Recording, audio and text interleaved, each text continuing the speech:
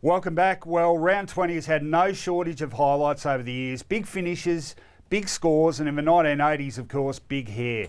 Let's trawl through the archives and dig up the very biggest, because like Essendon's old fire engine red shorts, so are the rounds of our lives.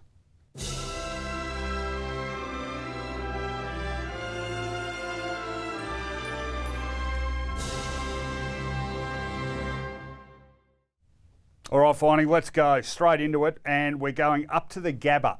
The year is 2007. The man is Big Jonathan Brown, and the game is Brisbane against Sydney. Scores have been tight most of the last quarter. Looks like the Swans are going to sneak a win here. They're a goal up, frantic final minutes. Let's see what transpired. 40 seconds to play. Black shakes the tackle. Luke Power gets the fans excited. Jonathan Brown. Can he do it with a monster bomb? Well, he can kick the journey.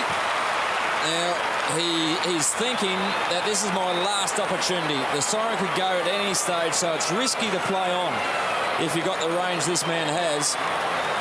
It'll take his best launch, but here a few weeks ago when he kicked 10, he was kicking them from at least this range. Jonathan Brown has kicked 68 goals this season. None more important. That. Oh, man! He's got the job done. 69, and we are level.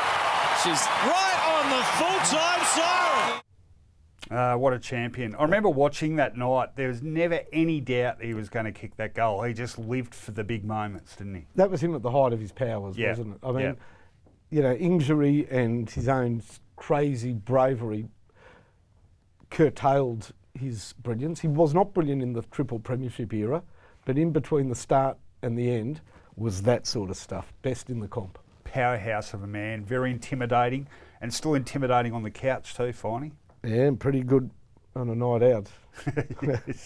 He knows how to make an acceptance speech, I'll tell you that, mate. All right, let's go to Carrara. So we're staying in Queensland, just a little further south. The year is 1991 though, a fair way back, and we're looking, speaking of champions at the peak of their powers, Peter Dacos. The hapless Brisbane Bears, they're having another pretty ordinary year. Collingwood, coming off a premiership, they're trying desperately to make it into the final five, or final six actually, first year of the final six. They go up to Carrara. Peter Dacos turns on a clinic, Finey. 13 goals. Let's have a look at the pick of them. A light now, Mullane in the pocket. Across the face of goal, Dacos and Gaston. He gets a kick. Don't tell me he's kicked that. I will not believe it. Well, he just made a habit of that, didn't he? 13 goals. 13-1 too, from Superb. 19 disposals. Superb. And the Sandy Roberts commentary was good too. Do not tell me. I refuse to believe that he's kicked that goal. But he just did it routinely. And, you know, when you're talking about most watchable players you've seen, he'd have to rank in the top 5, wouldn't he? Oh, look, at his best, mercurial, Macedonian marvel, all the words that conjure up magic and sublime skills, and everything from the boundary. You just close your eyes and see him doing it all from the boundary. Cracking bloke too. And didn't he give great mullet, Finey? He had great mullet. Pellerman's barn would have been quiet that night. Yeah. I wonder if Reuben was shouting the bar. Did Reuben actually have money? Was he one of those benefactors that actually did have money? I didn't think he existed. I thought he was like a construct, like, you know, Bertie Beetle or something on the... Well, you should talk to Robert Walls about Reuben Pellerman, because Was apparently... he really? Wallsy reckons when he was coaching, every second day Reuben would come in and say, oh, that's it, I'm winding up the club. But someone would talk him out of it and they'd press on. All right, speaking of pressing on, that's what we better do. Let's get to number 3. The year is 1992. Hawthorn and Essendon have been fierce rivals, but it's fair to say at this point the Hawks are very, very definitely on top. It's late in the year, round 20 at the MCG. Essendon's still a faint chance for the finals. Well, Hawthorn did a bit of a job on that. Jason Dunstall to the forefront. Let's see what happened. Oh, Dunstall's got a couple to beat. Dunstall! Yes, great mark. Well, it's been pretty bare for Dunstall the last 3 weeks. This will lift Hawthorn if he can kick it. It's not bad. Look at the ball. Jarman on the left foot. Chips it in. Dunstall! Well, I don't think you'll push someone out before you go for the mark, eh? Jason Dunstall from 10 metres. might have missed this. No, he's gone. Class. Darren Jarman kicks the ball 70 metres. Dunstall at the back. Yes. Big bite at it. Dunstall's kicked 7. As he kicks it in again. That's goal number 8. He's kicked 9 goals, 7 to date, and from the 50-metre line, a great shot at goal. There's his 10th. Well, as you may have gathered, it was carnage. I'll read you the final score. Hawthorn 32-24, 216, defeated Essendon 8-8-56 by a cool 160 points. Dunstall 12 goals, 8. And that was a bit of a flashpoint for the Bombers, actually, because David Cowthorpe made his debut that day. The following week, James Hurd came in for his second game. I think Joe Mercedes played a couple from then on, Mark McCurry, and the baby Bombers were born. But boy, do they have to plumb the depths to start that new era. Have you got a couple of names of the old guard that were playing that day? Yeah, well, I have. I was debating whether to bring this up, but you know how you define a really bad era by a particular player? I like to call 1992 the Todd Ridley era, with all due respect to Todd. Yeah, that's no respect at all, actually. No, Todd. not great days for the Bombers. Okay, let's go to number 2. Now, this is a famous and favourite football moment of anyone our age, Finey. The year is 1975. The venue is Moorabbin. Collingwood playing St Kilda. The Saints still going pretty well. The Pies in contention for a final spot. A bloke called Phil Carman turned out, and he had a rather interesting choice of footwear. Meanwhile at Moorabbin, Phil Carman had undergone a major change. He clipped on a pair of gleaming white boots and kicked 11 goals in an awesome display of sheer ability. From that day on, he was tagged Fabulous Phil. Up they go. Carman's got it again. He fires. Another goal. With Carman in... Look, that game was a lot more than Phil Carman's white boots. It was. It was a high-scoring shootout. St Kilda led in the last quarter. They were 4 goals up at three-quarter time.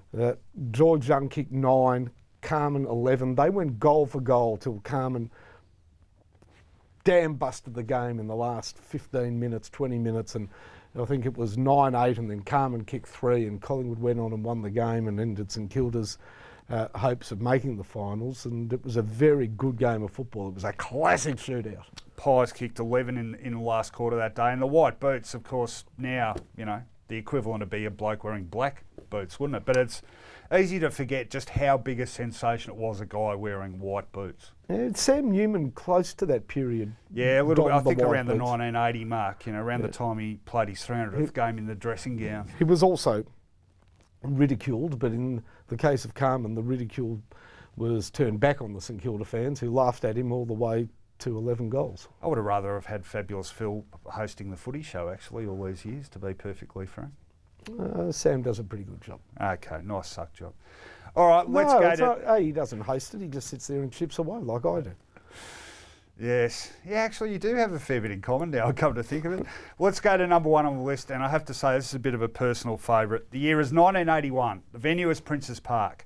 The teams are Carlton and Essendon. The Bombers, Finey, have won 13 games in a row, but because of a tardy start, still having to win every week to shore up their spot in the finals. It looks like the Blues have got him. Jimmy Buckley kicks a big torpedo goal, gets picked up and hugged by his teammates. Carlton are 26 points up at the 20-minute mark. Everyone shapes to leave. I shaped to leave. Fortunately, my mates didn't let me. I was there. I was behind the goals at the far end. Roger Merritt bobs up, kicks a quick goal. Paul Vanderhaar kicks a goal. It's getting closer. And then a bloke called Neil Danaher strolls from the half-back line to the half-forward line. Let's see what ensued. Over to Marquezan. Another one back to Buckley. After 14 wins in succession, it seemed that Kevin Sheedy's dream run had come to an end against Carlton in round 20. With less than 10 minutes to go, Essendon trailed by more than 4 goals. And is going to take plenty of time. A wasting time decision went against Mike Fitzpatrick, and a complete transformation then took place. He's taking it off into wasting time. You can do that, yes. Plenty of Carlton defenders there. Oh, there's plenty of Match winner for the Bombers in time on was the versatile Neil Danaher. If he kicks this, you can see the goals there on the screen. He puts this through, it's only 5 points the difference. So it's 5 points the difference. Never runs the ball. Taps it on, he's got it. And the Bombers goes back into attack again. Up she goes to Danaher. It could be the dress rehearsal for the grand final of 1981 as Neil Danaher comes in for the kick that could possibly win the game. And he's put it through and the Bombers have hit the front. Emotional stuff, Finey. Gee, I love Louis. He was a great caller. I love the way, I love that slight American final. 5 goals. I've never seen anything like it in my life. I've got to be quick about this, but there's a bloke who in the last quarter got into a fight and he got let out of the crowd shirtless and with blood all over his face. Well, he somehow got back in because when the game ended, me and my mates ran from the other end and I look around and there's the shirtless bloke with blood on him going, yay! It was heady days, Finey. And tragedy in a football sense to Neil Danaher. He was so far and away Essendon's best player that year, won the best and fairest, but the following week injured his knee against South Melbourne, limped off, didn't play again that year. Yep. 3 knee reconstructions and 10 years later, he played only another 15 games of league football. Terrible.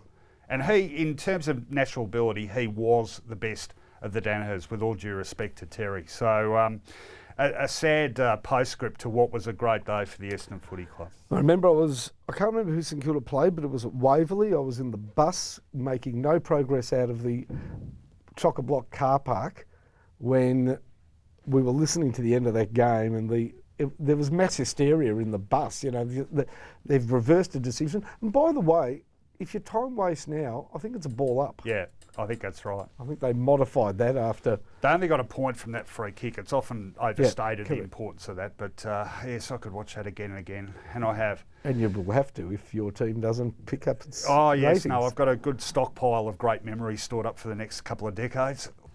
Look, the move was a big move, and in the end, it was great to live up there for 8 or 9 years, whatever it was. A different life in those days in Sydney in that, well, not that it's that much different. You know, we were very much, no one knew much about us.